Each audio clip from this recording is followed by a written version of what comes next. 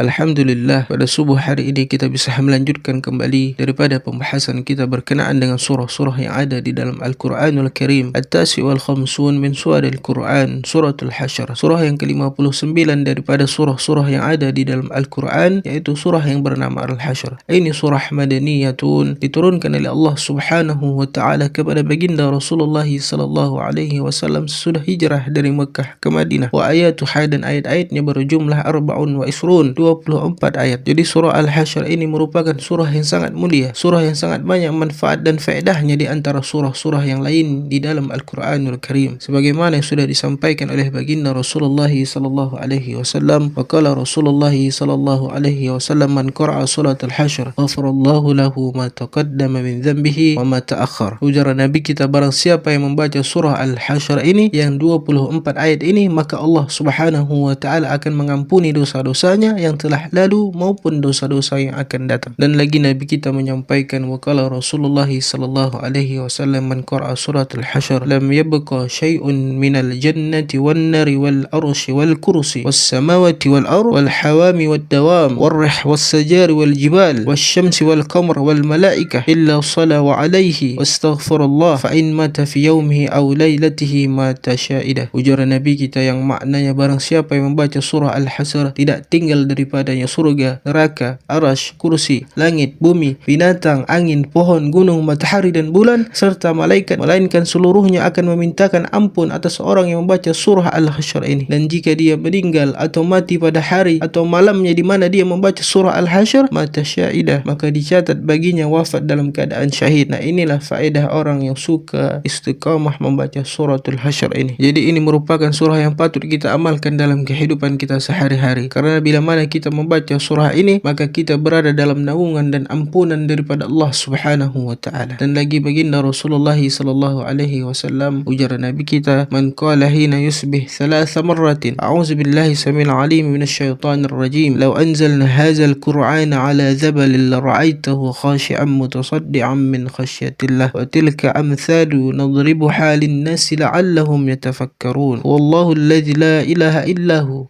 عالم الغيب والشهادة هو الرحمن الرحيم والله الذي لا إله إلا هو الملك القدوس السلام المؤمن المحيمن العزيز الجبار المتكبر سبحان الله عما يشركون هو الله الخالق البارئ المصور له الأسماء الحسنى يسبح له ما في السماوات والأرض وهو العزيز الحكيم. Nah, kita baca itu dengan a'udzubillahi samil alim minasyaitonir rajim 3 kali, kemudian sambung dengan ayat tadi, waqalallahu bihi fi 70,000 malakin yusalluna alaihi hatta yumsi fa in mata min yaumihi mata syahida wa man qara'aha hina yumsi fakadzalik. Orang yang membaca yang demikian di waktu pagi habis sembahyang subuh misalnya, dibacanya yang demikian, maka Allah Subhanahu wa taala mewakilkan dengan dia 70,000 malaikat. Dan Allah Subhanahu wa taala menyuruh kepada itu 70,000 malaikat untuk memintakan rahmat kepada Allah Subhanahu wa taala untuknya, memintakan ampunan kepada Allah Subhanahu wa taala untuk orang-orang yang membacanya. Nah, jika dia mati pada siang hari itu, maka dia mati sebagai syahid. Bagi mereka pula yang membaca di petang hari atau sesudah maghrib misalnya, maka demikian pula halnya. Jadi kalau kita hendak membaca surah ini dari awal sampai akhir, itu lebih bagus. Adapun yang hendak membaca pendeknya macam beberapa ayat tadi, itu pun boleh. Wa qallahu ta'ala fi Qur'anil Karim lil fuqara'il muhajirin alladhina ukhrijuna min diyarihim wa amwalihim yabtaghuna fadlan min Allah wa ridwanan wa yansuruna Allah wa rasulahu ulaika humus shadiqun. Ujar Allah Subhanahu wa taala, orang-orang fakir yang mereka itu hijrah bersama dengan baginda Rasulullah sallallahu alaihi wasallam dari Mekah ke Madinah, mereka itu semata-mata mencari karunia dan keridaan daripada Allah Subhanahu wa taala. Mereka itu menolong agama Allah dan Rasulnya, dan mereka itulah orang-orang yang benar. Nah, ini ayat merupakan suatu pujian daripada Allah Subhanahu wa taala kepada orang-orang yang hijrah, yang meninggalkan Mekah, meninggalkan segala macam yang dia punya, dia hijrah bersama-sama dengan baginda Rasulullah sallallahu alaihi wasallam. Maka Allah pun memberikan mereka itu gelar dengan ulaika humus shadiqun. Mereka itu adalah orang-orang yang benar. Orang-orang muhajirin seperti Sayyidina Abu Bakar As-Siddiq, Sayyidina Umar bin Khattab, Sayyidina Uthman bin Affan, Sayyidina Ali bin Abi Thalib, dan para sahabat-sahabat dari baginda Rasulullah sallallahu alaihi wasallam, semua itu adalah contoh orang-orang yang muhajirin. Kemudian Allah Subhanahu wa taala menyampaikan, wa qallahu ta'ala fi Qur'anil Karim walladzina tabawwa'u tabau'ud dar wal iman min qablihim, dan kemudian orang-orang Ansar, orang-orang penduduk Madinah, yuhibbuna man hazara ilaihim, mereka itu cinta kepada orang-orang hijrah kepada mereka. Orang-orang Madinah ini dengan senang hati menyambut kedatangan daripada orang-orang yang hijrah ke negeri mereka. Wala yaziduna fi sudurihim hajatan mimma utu, dan tidak ada sedikit pun di dalam hati mereka orang-orang Ansar itu keinginan dari sesuatu yang diberikan kepada kaum Muhajirin. Wa yu'thiruna ala anfusihim walau kana bihim khasasah, dan orang-orang Ansar itu mereka mengalahkan diri mereka walaupun sengsara demi untuk kesenangan, kebahagiaan, kenyamanan orang-orang Muhajirin. Jadi orang-orang Ansar ini begitu melihat orang-orang Muhajirin datang ke negeri mereka, mereka menyambutnya dengan senang hati, dengan baik. Mereka memberikan tempat tinggal, mereka memberikan makan, bahkan ketika ada harta rampasan perangnya, Rasulullah berikan saja kepada orang-orang Muhajirin. Nah, ini begitu mulianya hati orang-orang Ansar. Maka baginda Rasulullah sallallahu alaihi wasallam menyampaikan bahawa hubbul ansar ayatul iman wa bughdul ansar ayatul nifaq. Cinta kepada orang-orang Ansar itu adalah tanda orang yang beriman, dan benci kepada orang-orang Ansar adalah tanda orang yang munafik. Jadi perlu kita belajar bersama-sama orang-orang Ansar itu macam apa. Seperti Anas bin Malik, Abu Ayyub al-Ansari, Sa'ad bin Mu'az, Abu bin Thamid, Zaid bin Thabit, dan lainnya. Nah, itu orang-orang Ansar. Allah Subhanahu wa ta'ala menyampaikan dalam Al-Quran, wa yu'thiruna ala anfusihim walau kana bihim khasasah, dan mereka itu orang-orang Ansar mengalahkan diri mereka untuk orang-orang Muhajirin walaupun mereka sedang dalam keadaan kesusahan. Wa may yuqassuhha nafsihi fa ulaika humul muflihun, dan barang siapa yang dipelihara akan sifat suh dalam dirinya, maka mereka itulah orang-orang yang beruntung. Nah, sifat suh itu macam apa? Orang yang dipelihara oleh Allah Subhanahu wa ta'ala daripada sifat suh, dia akan sukses, dia akan menjadi orang yang beruntung. Ibnu Umar menyampaikan bahawa as-suh asyaddu minal bukhli li'anna sahih. Sifat suh itu adalah himpunan daripada bakhil dan tamak, lebih jahat daripada bakhil. Nah, kalau orang bakhil itu pelit dengan hartanya sahaja, tapi kalau orang yang suh, dia pelit dengan hartanya sendiri dan dia tamak hendak juga memiliki harta orang lain. Wa qala Rasulullah sallallahu alaihi wasallam, wala yajtami'u suh wal iman biqalbi, tidak terhimpun sifat suh dan iman di dalam hati seseorang hamba selama-lamanya. Kan Abdurrahman ibn Auf yatufu bil bait yaqul Allahumma kini suhan nafsi. Abdurrahman bin Auf, sahabat yang paling kaya, beliau tawaf di Baitullah dengan membaca bacaan Allahumma kini suhan nafsi wala yajidu ala zalik, dan beliau tidak menambah yang lain daripada itu doa. Ujarnya, ya Allah, perihalalah aku daripada sifat suh di dalam diriku. Fakidalahu fi zalik, dikata orang kepadanya, wahai Abdurrahman, kenapa engkau membaca yang demikian itu? Maka beliau menyampaikan, iza wukitu suha nafsi la asriku wa la azni wa lam af'al syai'an munkara. Apabila aku dipelihara Allah daripada sifat suh, maka aku tidak akan mencuri, aku tidak akan berzina, aku tidak akan berbuat sesuatu yang munkar. Wa qala Allah Ta'ala fi Qur'anil Karim, walladzina ja'um min ba'dihim yakulun, orang-orang yang datang sesudah mereka. Macam kita ini orang Muhajirin bukan, orang-orang Ansar tidak mungkin, tapi mungkin jadi orang yang ketiga, yakni orang-orang yang datang sesudah mereka itu. Mereka berdoa kepada Allah Subhanahu wa ta'ala, Rabbana ighfir lana wa li ikhwanina alladzina sabaquna bil iman. Ya Allah, ya Tuhan kami, ampuni kami dan saudara-saudara kami yang mendahului kami dengan iman. Kalau kita bukan orang Muhajirin, kita bukan orang Ansar, maka doakan mereka, niscaya kita akan tergolong kepada golongan mereka. Itu sebabnya kalau kita membaca nama para sahabat, kita ucapkan radhiyallahu anhu. Itu apa artinya? Untuk masuk ke dalam golongan mereka. Wala taj'al fi qulubina khillah, dan jangan kamu jadikan kami, wahai Allah, di dalam hati kami sifat khillah, artinya itu sifat menipu, membenci, dengki, dan jangan ada di dalam hati kami ini sedikit pun bermaksud jahat dengan orang-orang yang beriman kepada Allah Subhanahu wa ta'ala. Khillah lilladzina amanu rabbana innaka ra'ufur rahim. Nah, berkaitan dengan ayat ini, wa akhrajal Hakim at-Tirmidzi an Abdul Aziz qala, Rasulullah sembahyang dengan beberapa sahabat beliau. Sesudah selesai sembahyang, baginda Rasulullah menunjuk seorang laki-laki dan beliau berkata, itu laki-laki ahli surga. Kemudian sahabat bertanya, ma'amalik ya Rasulullah, apa amalannya ya Rasulullah? Maka Nabi kita menyampaikan, lau kanatid dunya li fi ukhrijat minni lam ahzan 'alaiha wa la utituha lam afrah biha. Andai kata dunia ini milikku kemudian diambil Allah, maka aku tidak akan sedih karenanya, dan andai kata dunia ini diberikan kepadaku, aku pun tidak akan gembira kepadanya. Aku gembira kepada Allah Subhanahu wa ta'ala. Wa abitu wa laysa biqalbi khillun ala ahad, dan setiap aku tidur di malam hari, di dalam hatiku tidak ada sedikit pun menyimpan maksud jahat kepada seseorang jua pun. Kemudian yang ketiga, min a'mali qulub, aku senantiasa mengerjakan amalan hati, membersihkan hati, yakni bersyukur kepada Allah dan berzikir kepada Allah Subhanahu wa ta'ala. Demikianlah, Allahumma ja'al akhir kalamina la ilaha illallah Muhammadur Rasulullah sallallahu alaihi wasallam. Assalamualaikum warahmatullahi